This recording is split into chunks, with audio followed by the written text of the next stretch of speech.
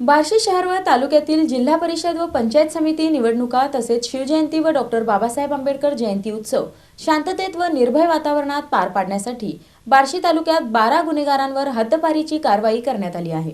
बार्शी शहर व तालुक्यातील जिल्हा परिषद व पंचायत समिती निवडणुका तसेच शिवजयंती व डॉक्टर बाबासाहेब आंबेडकर जयंती उत्सव शांततेत व निर्भय वातावरणात पार पडण्यासाठी पोलीस प्रशासनाने प्रतिबंधात्मक कारवाई म्हणून तालुक्यातील 4 पोलीस ठाणे हद्दीतील 12 सराईत गुन्हेगारांना 6 महिन्यांसाठी सोलापूर व धाराशिव जिल्ह्यातून हद्दपार केले। बार्शी शहर पोलीस ठाण्याच्या हद्दीतील 3 सराईत गुन्हेगारांवर 6 महिन्यांसाठी हद्दपारीची कारवाई करण्यात आली असून यात सचिव मिरगणे राहणार सुभाषनगर बार्शी एकूण 7 गुन्हे शरीरविषयक व गुंगीकारक औषध द्रव्यांशी संबंधित गंभीर गुन्हे अक्षय साळुंके राहणार भीमनगर बार्शी 7 गंभीर गुन्हे तथागत मुकेश मस्के राहणार भीमनगर बार्शी 4 गंभीर गुन्हे असलेल्यांना हद्दपार केल्याचे पोलीस निरीक्षक बालाजी कुकडे यांनी सांगितले। वैराग पोलीस ठाण्याच्या हद्दीतील 5 सराईत गुन्हेगारांचा हद्दपारीच्या कारवाईत समावेश आहे। यात किशोर सावंत राहणार वैराग, सूरज दराडे राहणार मिर्झनपूर, सैफन गालिब शेख राहणार वैराग, गोरख उर्फ राजेंद्र ज्ञानदेव राठोड राहणार यमाई तांडा, तानाजी शिवाजी मोहिते राहणार झाडी या सर्वांवर शरीरविषयक गंभीर स्वरूपाचे अनेक गुन्हे दाखल असल्याची माहिती पोलीस निरीक्षक कुंदन गावडे यांनी दिली। तालुका पोलीस ठाण्याच्या हद्दीतील राहुल अंकुश भिसे राहणार पानगाव, महादेव नागनाथ सलगर राहणार उंडेगाव या दोघांवर 6 महिन्यांसाठी सोलापूर व धाराशिव जिल्ह्यातून हद्दपारीची कारवाई करण्यात आली। प्रभारी सहाय्यक पोलीस निरीक्षक दिलीप ढेरे यांनी ही माहिती दिली। ही कारवाई पोलीस अधीक्षक अतुल कुलकर्णी, अतिरिक्त पोलीस अधीक्षक प्रीतम यावलकर व बार्शी उपविभागीय पोलीस अधिकारी अशोक सायकर यांच्या मार्गदर्शनाखाली करण्यात आली आहे।